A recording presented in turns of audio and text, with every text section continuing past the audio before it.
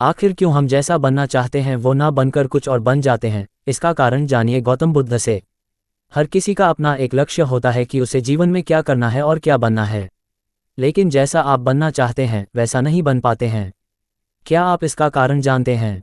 बुद्ध अमृतवान जीवन में हर व्यक्ति सफल बनना चाहता है, लेकिन सफल बनने के लिए आपको अच्छे विचारों को अपनाने की जरूरत है। गौतम बुद्ध के उपदेशों से आपके जीवन में सकारात्मक बदलाव आते हैं और इससे आपका जीवन बदल जाता है। यही कारण है कि बुद्ध के विचारों को सुखी जीवन का सूत्र कहा जाता है।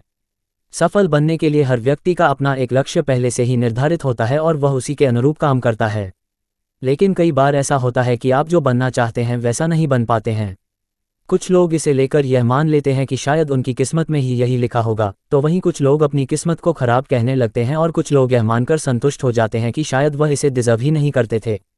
लेकिन इसका असली कारण कुछ और ही होता है। गौतम बुद्ध की इस कहानी से जानते हैं इसका कारण। गौतम बुद्ध की कहानी। एक बार गौतम बुद्ध को एक सभा में उपदेश देना था। सभा में करीब 100 से ज़्यादा लोग उपस्थित थे और उनका इंतजार कर रहे थे।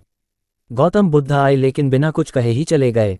बुद्ध का ऐसा व्यवहार देख सभी हैरान रह गए, लेकिन किसी ने उनसे कुछ कहा नहीं। अगले दिन फिर से सभा का आयोजन हुआ, लेकिन आज सभा में उपस्थित लोगों की संख्या घटकर 80 हो गई। आज भी बुद्ध ने ऐसा ही किया। वे सभा में आए लेकिन बिना कुछ बोले चले गए।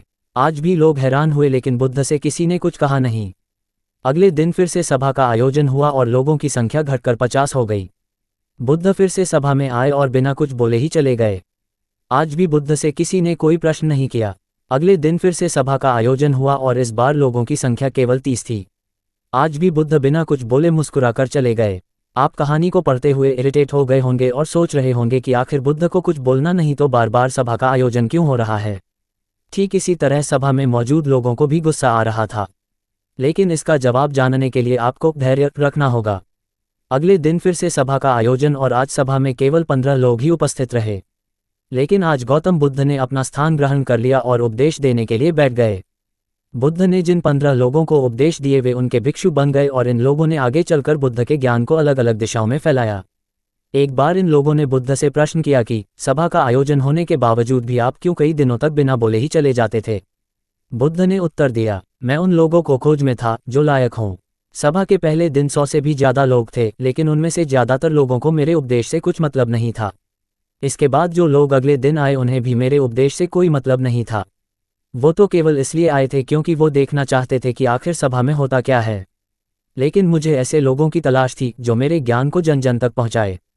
मैं कई दिनों तक इसलिए बिना बोले चला गया क्योंकि मैं ये देखना चाहता था कि आखिर वो कौन लोग हैं तो सच में मेरे उपदेश को सुनना चाहते हैं और जिन्हें वास्तव में ज्ञान पाने की प्यास थी। ऐसे लोग ही रोज आएं। गौतम बुद्ध कहते हैं कि जिनके भीतर धैर्य था उन्हें मुक्ति का मार्ग मिला और जो लोग जल्दबाजी में थे वो आज घर पर बैठे हुए हैं। बुद्ध कहते हैं कि जिन लोगों में धैर्य का गुण होता है वे जीवन में कुछ भी पा सकते हैं, फिर चाहे आपका लक्ष्य कुछ भी हो। बिना धैर्य के कोई भी सफलता के लक्ष्य तक नहीं पहुंच सकता। धैर्य को कैसे बढ़ाएं? आज भागदौड़ भरी जिंदगी में लोगों में धैर्य नहीं है। सभी में जल्दबाजी और अति शीघ्र किसी कार्य को करने की होड़ मची है। लेकिन गौतम बुद्ध बताते हैं कि अपने भीतर धैर्य को कैसे बढ़ाएं।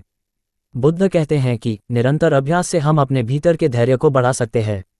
यानी आप जो भी बनना चाहते हैं उसके लिए धैर्य की आवश्यकता है।